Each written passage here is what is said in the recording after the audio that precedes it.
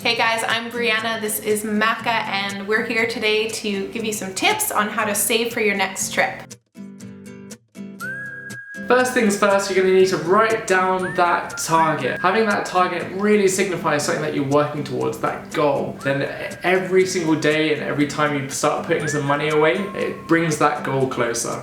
This is one that I struggle with generally, but it is so important. Create a budget. This is for all your day-to-day costs, and it really is just what you need and nothing more. So depending on how long you're saving for, what kind of things can you adjust? Can you adjust your living situation? Can you cut that rent down? What type of foods are you eating? Are there ways that you can save money doing that? Putting all of that into the budget is incredibly important. One thing you should do before your big trip is open up a new bank account. As I like to say, out of sight, out of mind. When you keep the money separate, it really is easier to not spend it, which is shocking.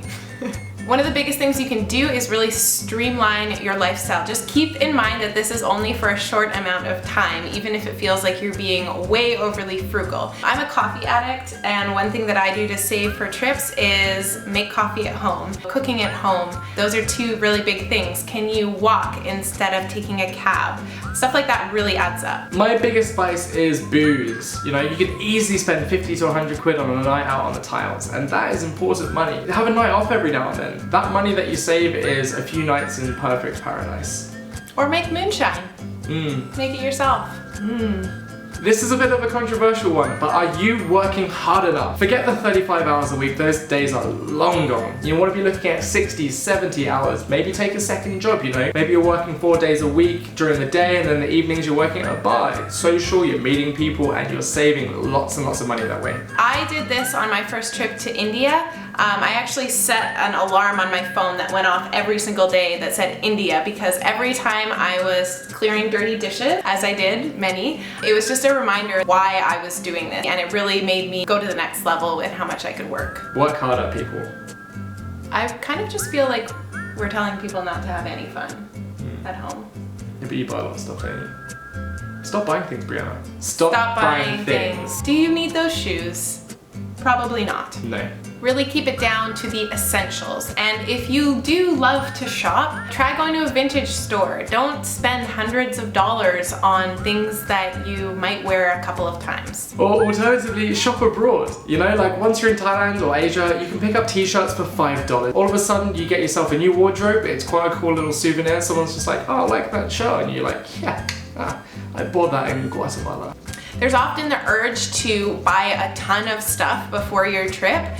Safe to say, you can always get it overseas, and it's probably gonna be cheaper. And now the opposite of buying stuff, sell shit. You've got so much stuff lying around your house, up in your attic, in your rooms, in your cupboards. Even if it's only £5 on eBay, or you go to a car boot sale and sell loads of junk, you know, 50 to 100 pounds, that could be another week traveling. Consignment stores for clothing, we have Craigslist. You don't really know what you have until you start looking, and it might seem kind of weird and maybe petty, but like Maka said, it can make a huge difference overseas. The biggest thing, far and beyond, is keep your eye on the prize. Constantly remind yourself why you're saving, why you're cutting down. It sounds really cheesy, but I actually really like saving for a trip, because every day, every week, every month that goes by and that kind of pile gets higher and higher, it builds that anticipation, that excitement that your trip is almost there. And that is actually something that money can't buy.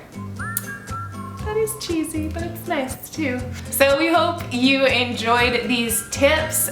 We're wishing you lots of luck to save for your trip. We know you can do it. Come on. As always, please like, comment. If you have any other tips that we didn't mention, I'm sure you do. Let us know what they are. And for more travel videos, please subscribe. See ya. You can create a nightclub in your own living room.